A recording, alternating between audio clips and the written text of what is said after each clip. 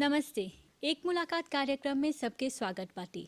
आज के कार्यक्रम में हमनी बात करब जा एगो ऐसन विषय पर जे एगो ज्वलंत समस्या बन गल बाटी और ऊ ह नवयुवती लोग के गर्भवती होए के अवस्था।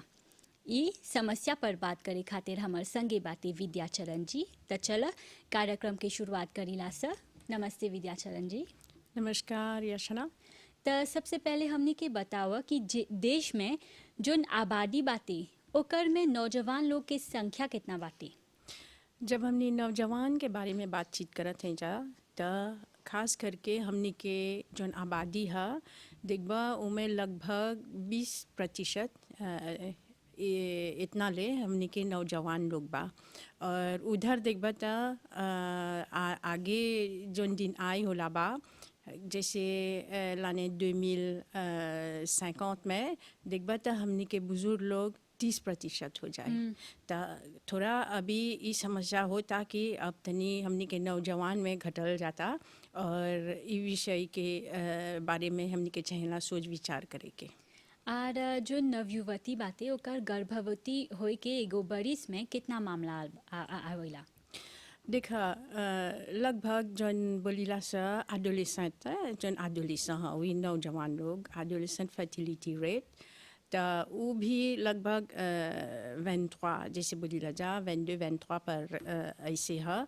और जब हमने ई विषय के बारे में बात करब जा त सकब जा बोले कि हमनी के जन गर्भवती नौजवान लड़की लोग है त तनी नंबर में देखबा कि जन एडोलेसेंट फर्टिलिटी रेट बोलीला जा en général बेसे हो गल बा।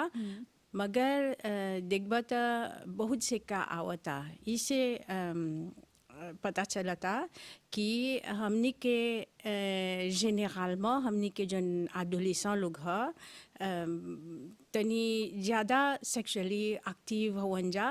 और का होता कि जन ई लड़का जैसे बोलबल एडोलेसेंट लड़का बोलब जाना हाँ लड़का वे बा त उ लड़कन लोग में देखब सा कि हर वर्ष हमनी के जन ड्रॉप इन सेंटर है ई ड्रॉप इन सेंटर हमनी चलाई लजा महिला मंत्रालय के सहयोग से और यानी कि चाइल्ड डेवलपमेंट यूनिट के सहयोग से। और देखबा त हर वर्ष लगभग 500 से ज़्यादा नौजवान पर बलात्कार होल बा या ऐसा समस्या होल बा जे वो लोग सेक्सुअली एक्टिव हुन जा त कम उम्र ही में वो लोग ये रिश्ता रखेलन जा कोई से संबंध रखेलन जा या नौजवान और एगो दूसर नौजवान जन कम उम्र के है जन एडोलेसेंट हुए है त दिखबा त वो लोग सेक्सुअली एक्टिव होवन जा त उन लोग में रिश्ता रहेला और का होला कि वो लोग गर्भवती के अवस्था में चलावेला त लगभग देखबा कि 500 जन बोला था जन नौजवान लोग जन सेक्सुअली अब्यूज्ड होवन जा त हमनी के सेंटर में लगभग 250 केसेस आवेला। मगर जेनरल जब देखबा त जितना हमनी के परसेंटेज पॉपुलेशन है त लगभग 10% ऐसे जन बोलीला जा एडोलेसेंट फर्टिलिटी रेट जन है वो लगभग 20 पर बा। और तनी ज़्यादा लौकता काहे कि जब कंपेयर करबा हमनी के मोहिस के और जन पे डेवलपे होल बा यानी कि हमनी भी अब तनी हाई इनकम कंट्री में गनल जाता त देखबा कि तनी जितना नंबर बा तनी ज़्यादा बाटे और एक चला कम करे के। और ई एगो समस्या है जन हमनी के चला सब कोई के मिलजुल के एकर सुलझाई के ताकि हमनी के नौजवान लोग के पता चली कि कानून का बोलेला और का चाहेला करे के। जैसे अभी जब हिंदुइज्म में देखबा त बोलीला जा ब्रह्मचर्य सूक्त त कौन एज में यानी कि कौन लाज में आप सब संबंध रखे कोई से शारीरिक संबंध रखे त ये सब चाहेला सिखाई कि हमनी के नौजवान के कि हर जन एगो एक्टिविटी सेक्सुअल है ओकर लाज रहेला ताकि आपको कानून से कोनो समस्या नहीं होई या कोनो कठिनाई नहीं होई। तो देखबा कि ऐसे लगभग हमनी के खाली हमनी के सेंटर में बोला था यहाँ हमनी के ड्रॉप इन सेंटर में इतना का हमनी के मिलेला। त कानून के बात करला त कानून कौन सी बोलेला जो नाबालिग बाटे आरी गर्भवती हो गल बाटे? तो देखा जब कानून पर बातचीत करब जाता देखबा लालवा बोलेला कि एगो बच्चा के कैसे डेफिनेशन देला जा। जौन इंसान या जौन लड़का या लड़की 18 के कम कम उम्र से है तो ओके बोलीला जा नाबालिग मिनेया मिने और ओके बोलीला जा जन एडोलेसेंट। और जब कानून देखबा था जब 18 वर्ष हो जाए तो तब तू अपन जिम्मेदारी सकबा लेवे।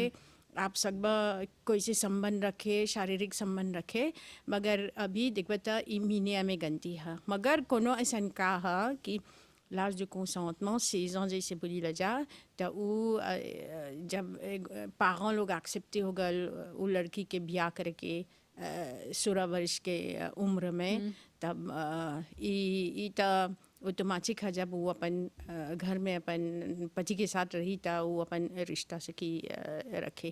तो बहुत से लड़का लोग के ये सब नहीं पता है।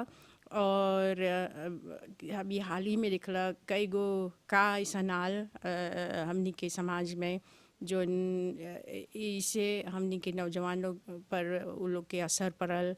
और ऐसा रिपोर्टेड केसेस बा पुलिस में कि है लड़का या है लड़की सेक्सुअली एक्टिव रहल और जे कानून के जब देखबा तो दुआ नहीं है मगर फिर भी देखिला जा बहुत से जवान लड़का तो जवान में रहेला नौजवान लोग बोला चाहिए हमनी के जन एडोलेसेंट लोग है सेक्सुअली एक्टिव हो जा। त जो एडोलेसेंट बाटे उ त डिपेंड बाटे अपन जो अभिभावक पर माता पिता पर।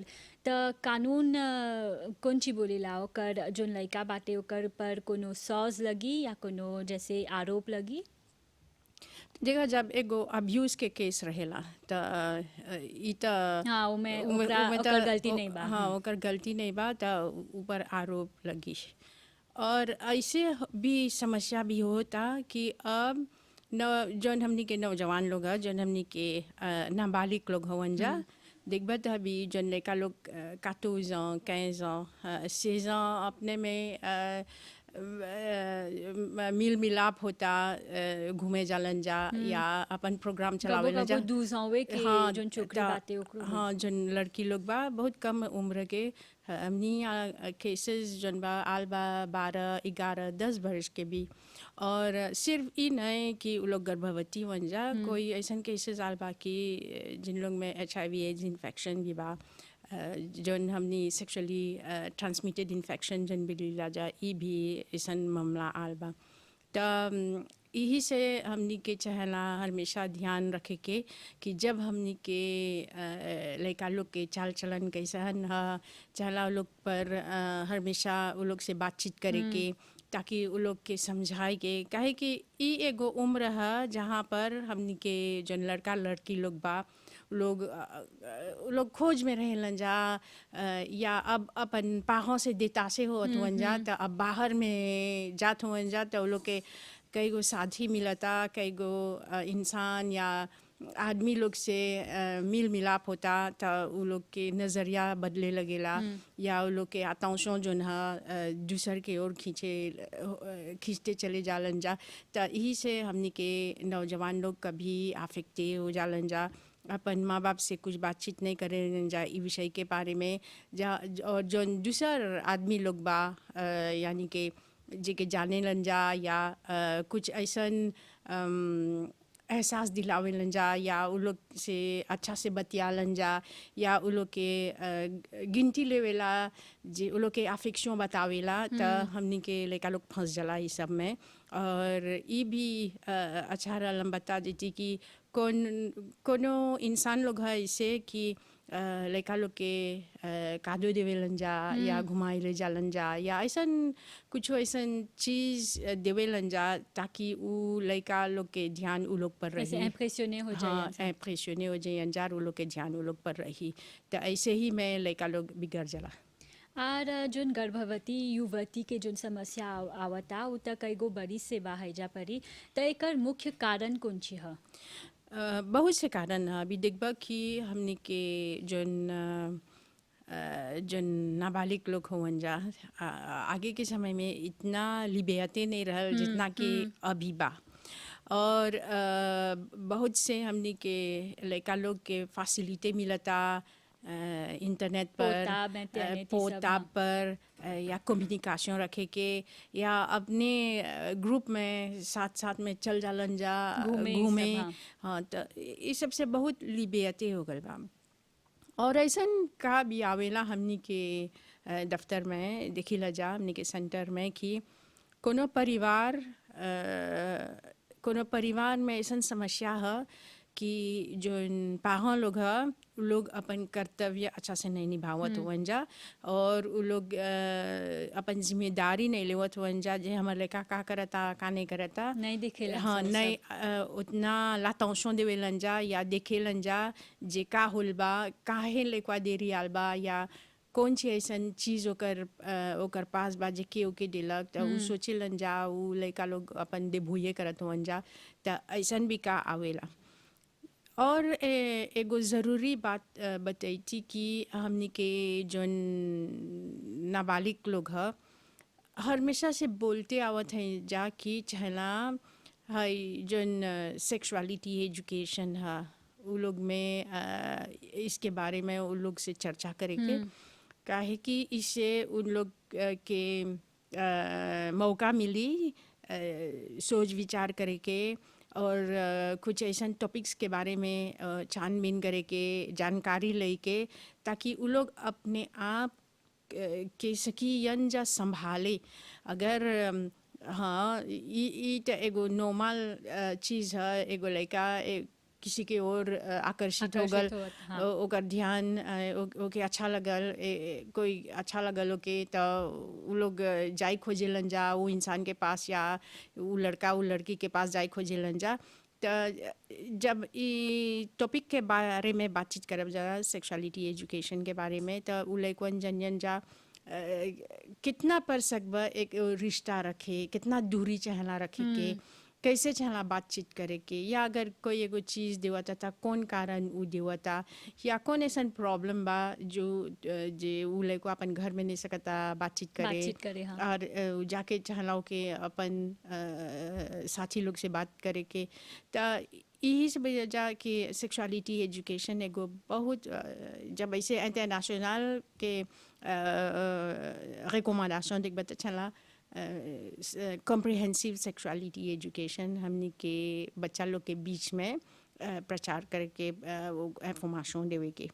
और ऐसे भी कोनो का आलबा कि देखबा त अपने आप हमने के नौजवान लोग जोन हाँ वो लोग के लाश दुला पिबेते जैसे बोली राजा बेसे हुआ था देखबा ता ज़्यादा बेसे हुई ले जाता। कबो कबो देखबा एगो लड़की 9 वर्ष के हाँ तो वो अब बड़ा हो गल, जोन बोली राजा लाश दुला पिबेते कैसे, तो वो अपन पिबेते में आ गल, तो वो जोन बायोलॉजिकल जोन चीज़ होला ओकर देह में जोन हार्मोन्स के जोन सिक्रीशन होला, तो ये एगो कैसे बोलिए जा एगो नेचुरल फेज है उ लड़का में, सिर्फ लड़की में नहीं, मैं लड़का लोग में तनी लड़का लोग में तनी देरी से होला मैं, मगर लड़की लोग में तनी ज़्यादा। मगर फिर भी वो लड़का वो भी सकेला इम्प्रेशन हो जाए, आपकी तरह एगो सुंदर लड़की देख ले तो सकी वो लड़का के 10-11-12 वर्ष के रही, मगर ओकर लाते रही एगो कुछ चीज़ या कोनो स्त्री या कोनो कोई साथी के देख ले जे ओके भागल, तो ओकर से तरह से हुई खोजी। तो इसीलिए चाहेला हमने के है सेक्सुअलिटी एजुकेशन बहुत ज़रूरी है ई लड़का लोग के बीच में इंफॉर्मेशन देवे के। लेकोलवे में चाहेला ये सब हाँ, सिखाए के। हाँ लेकोल में, और सिर्फ लेकोल में नहीं, घर में भी एक के विषय के बारे में जना बात करे के, और जन हमनी के समाज में भी बा जहाँ तहाँ कैसे कहाँ कहाँ कहूँ परी पाठशाला चलेला, कहूँ पर कोनो ऐसा संस्था लोग बा जन कार्यक्रम चलावेलन जा, त हमनी से मांग करेलन जा आवे के उ लड़का लोग से बातचीत करे के। बहुत से परिवार में भी देखले हैं जा कि जौन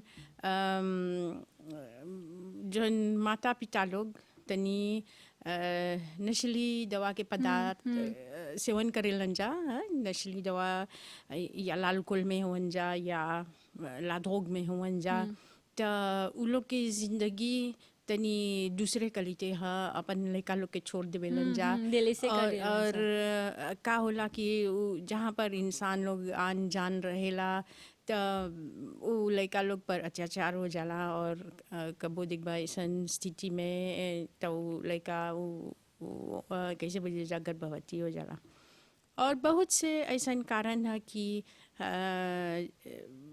ई एगो नेचुरल फेज है, कैसे तलेरवा बोलत नहीं, हमनी के बायोलॉजिकल चेंजेस जौन होला, साइकोलॉजिकल चेंजेस हो जौन चेंजमेंट फिजिक होला उ लड़का में, त ओकर प्रभाव पड़ेला उ लड़का पर, काहे कि ओकर में उ क्यूरियोसिटी जन बोलीला जा, त उ लड़का सोचेला कि हम देखनी हमर कुजा कुजीन या हमर कमाहाद लोग ऐसा चीज़ करता त हमू चाहेला करे के पारे।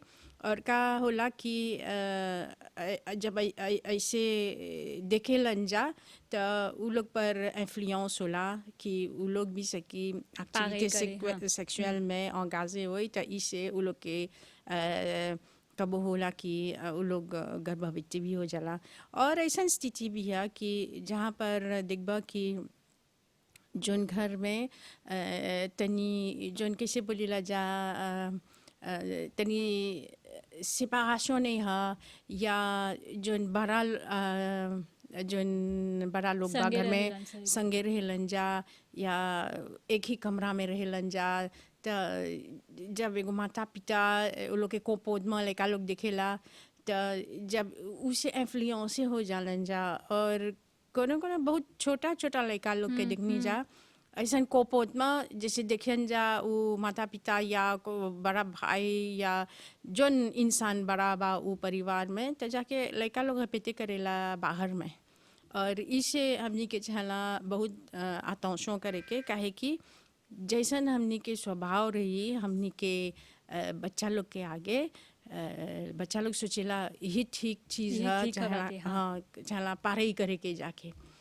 और एगो ज़रूरी बात बताई थी कि l'influence जन हाँ अपन साथी लोग के l'influence des pairs जैसे बोली जा, तो कब ऐसे होला जब ग्रुप में रहा तो अगर 2-3 गो लड़का लोग के अगर वो लोग के कोनो बॉयफ्रेंड रही या गर्लफ्रेंड रही, तो अगर वो ग्रुप में जो दूसर लड़का बा वो लोग के बॉयफ्रेंड गर्लफ्रेंड नहीं है, तो इसे बहुत मजाक चलेला वो लोग में, ये इन्फीरियोरिटी कॉम्प्लेक्स ये सब इतना ले चलेला। वो लड़का लोग पर दबाव होला कि वो लोग सोचेलन जा कि अगर हमरो एगो पत्नी रहत पारे जैसे हम कमागाद के बा तो अच्छा रहत, हमू सकती बताई कि हमरो में कुछ चीज़ बा जे हमरो वाले या बा। तो ये सब समस्या है, जब लड़का लोग बड़ा होला तो उ लोग पर ये सब प्रभाव पड़ेला। तो इस कारण उ लोग भी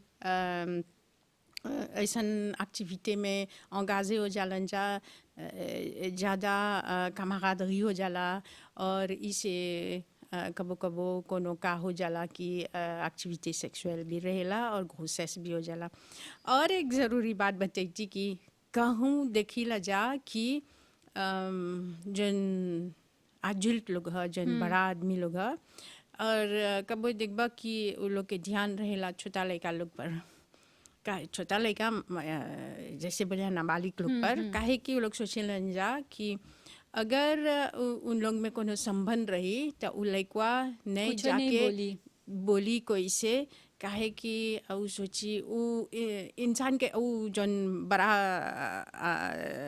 जन पुरुष बा या जन बड़ा स्त्री बा ओकर दबाव के में में रही आलन से, त नहीं जाके बोली जे ओकरा डर लगी हाँ जाके। डर लगी या अपन माँ बाप से बोले के या अपन अध्यापक या और अध्यापक कबो भी कबो डेरावेलन सा हाँ लइकवा एग्जैक्टली के। हाँ तो ये सब देख रहा अभी कितना कारण बोलनी कैसे हमनी के जो नाबालिग लोग बा वो लोग कैसे फंस जालन जा ऐसा सिचुएशन में। तो यही कारण हमेशा चाहला उन लोग से बातचीत करते रहे के समझाते रहे के काहे कि बहुत से कारण है जिससे जुड़ल जाला काहे एगो नौजवान या काहे एगो नाबालिग सकी गर्भवती अवस्था में आई है। अब मान ले एगो नाबालिग बाटे आरो गर्भवती हो गल बाटे त नाबालिगवा के जोन लइका बा वो पैदा हो गल बा हाँ। त जोन नवयुवती बाटे और जोन छोटा लइका बा ओकर संगे कौन ची होएला ओकर लावेनिया कौन ची ह। बहुत डिफिसिल है काहे कि जब एगो नाबालिग है तो वही था अभी लड़का अभी लइका बा वो हाँ। अब ओकर एगो बच्चा पैदा हो गल तो बहुत से ऐसा सिचुएशन आवेला कि जौन पुरुष या जौन लड़का उ लड़की मना के करेलन सा रिस्पांसिबिलिटी लेवे के हाँ। लड़की के जौन गर्भवती कर ले बा तो अपन रिस्पांसिबिलिटी नहीं मानेलन जा। और ऐसा भी होला कि वो लड़की के छोड़ देवेलन जा तो वो चलावेला माँ बाप के रिस्पांसिबिलिटी में। तो जब ऐसे होला तो एगो उ लड़का के उ लड़की के ओकर लेकुल अफेक्टी होला ओकर एजुकेशन अफेक्टी होला। और ऐसे भी होला कि अब उतना साथी नहीं रहेला आगे तो बहुत कमाल रहल। अब जब तू ऐसा अवस्था में हुआ तो बहुत सी लड़का लड़की लोग बोली अब लड़का के नहीं जी फ्रिकांते करे अब नहीं फ्रिकांते करिए ओकर कबो संगे कबो काहे- पाहो बोली अपन लइका हाँ। के ह कि हव संगे नहीं बतिया। हाँ। अब एगो दूसर बात यह है कि जब वो लड़की जब कम उम्र में जब वो गर्भवती होला तो ओके मालूम ही नहीं होला कि वो गर्भवती बा। ऐसा केसेस आल हमनी के सेंटर में कि वो 6-7 महीना की अवस्था में हो गल बा गर्भवती तब वो कवा हापोती होल बा काहे कि वो लड़की नहीं जानत हल वो ऐसा सिचुएशन में बा। तो इससे का होला कि ओकर फॉलो अप नहीं होला काहे कि जब एगो महिला एगो मैच्योरिटी में गर्भवती होला तब बहुत से Précaution सब लेवेलन जा पहले ही दिन से विटामिन ले कि कैसे हाँ अपन डॉक्टर के पास जाए के अपन ट्रीटमेंट स्वीप करे के। तो जब ये लड़का के ऐसे होला कम उम्र में कोई नहीं जानेला माँ बाप से छुपावेलन जा वाजन से छुपावेलन जा अब खुद नहीं जानेलन जाते वो एगो बहुत प्रेशर रहेला वो लड़का पर। अब जब ओके पता चलेला तो कोनो खोजलन जा जाके सुइसिडे होई के काहे कि हमने जानियन जा का करियन कौन जा ची करी हाँ। नहीं जानियन जा का करियन जा। तब चला बहुत काउंसलिंग करे के और समझाई के अब गलती हो गल बा अब कैसे ये गलतिया के सुधारे सुधारे सके। अब का चाहना करे के। तो ऐसे भी होला कि जौन बच्चा लोग के जब गर्भवती हो जा जब वो बच्चा पैदा होला तो मालफॉर्मेशन भी होला। सिर्फ मालफॉर्मेशन वो बच्चा हुआ के नहीं कबो अंडरवेट भी रहेला वो बच्चा या कबो इन्फेक्शन रहेला तो बहुत सी समस्या जुड़ जाला। अब जब वो बच्चा पैदा हो गल जौन खुद लड़की कम उम्र के बा वही अब ओकर एडोलेसेंस में अब ओकर चाहे जौन अपन जिंदगी अच्छी तरह से ले पानीसमा जैसे बोली जा ताकि वो एगो अच्छा आजुल बनी तब उमें दरार आ जावेला काहे कि अब ओकर जिम्मेदारी अब एगो बदल गल बा ओकर टेंशन नहीं रहल एगो माँ बने के वो लाज में मगर फिर भी वो जब ऐसा सिचुएशन में चलाल तब जैसे एगो माँ जो उनके मैच्योरिटी बा अपन बच्चा के संभाली अपन बच्चा के देखभाल करी उ लड़का में नहीं बा नहीं बा काहे कि वही तो अब छोटा बा डेवलपे होता तो कैसे उ लातांशों दे उ छोटा बच्चा के तो बहुत सी जिम्मेदारी पर जाला उ लड़का के माँ बाप पर। तो यही कारण बोली लजा कि हर लड़का लड़की के छाना संभल के रहे के काहे कि हर समय हर एगो लाज है जहाँ पर शादी करबे, एगो लाज है जहाँ पर गर्भवती हुई बा। गर्भवती होई के अच्छा जन पीरियड है से 20 से 35 तक ये अच्छा समय है। और काहे कि जब छोटा रबा बच्चा रबा त खुद तोहर लेको में बहुत समझमा आवता, तोहर लेको गौजी होता, और जन जितना ऑर्गन्स बा तोहर शरीर में ओके छला लेता दे के डेवलपे होई के, ताकि जब एक दिन गर्भवती हुई बा त सकबा अच्छा से उ लइकवा के ओकर संभाले और ओकर डेवलपमेंट रही अच्छा से जब पेट में रही त। त विद्याचरण दी बतियाए के त ढेर कचुबा फिर विद्यालय के समय चलाल बा, त जाइले आगे दर्शक लोग के कोनो संदेश देबा इस समस्या पर। अभी देखबा कि जब हमने गर्भवती के बारे में बात करत हैं जा नाबालिग के बीच में, तो सिर्फ मॉरिशस में नहीं है, रोड्रिक्स में बा, दुनिया भर में बा। और जब हमने के पता चलता कि ऐसा समस्या आ गल बा, अभी कितना बातचीत करत हैं जा बोले के आजित लोग के तो लोग के चाहेला बच्चा पैदा करे के, और नाबालिग लोग के चाहिला उ लोग के अपन लाज स्वीव करे के, अपन पढ़ाई में अपन करियर में चाहेला ज़्यादा इम्पोर्टेंस देवे के। जब तू हो गईला आजिल, जब तू जनबा अपने आप अपन जिम्मेदारी सकबा लेवे, तब एगो बच्चा पैदा करिया। काहे कि जितना जौन लेता चाहला देवे के, जितना एगो माँ बाप के प्यार चाहला देवे के वो बच्चा के, तब सकबा देवे और तोहर लेचित भी नहीं आफेक्टी हुई। त विद्याचरण जी अपन कीमती समय निकाल के हैजा पर अइला और दर्शक लोग के इतना सारा सुझाव दिला इस समस्या पर, त ई खातिर धन्यवाद। धन्यवाद। त जैसे कि देख रहा नौजवान लोग के, नवयुवती लोग के गर्भवती होए के समस्या कितना लौपले लेवेला, कितना बढ़त बा। त ई समस्या से बचे खातिर जोन सुझाव तोहरा देवल गल बा ई समस्या पर, ओकरा अपन प्रयोग में लावा। और तब तक खातिर हमनी के आज्ञा दिया। नमस्ते।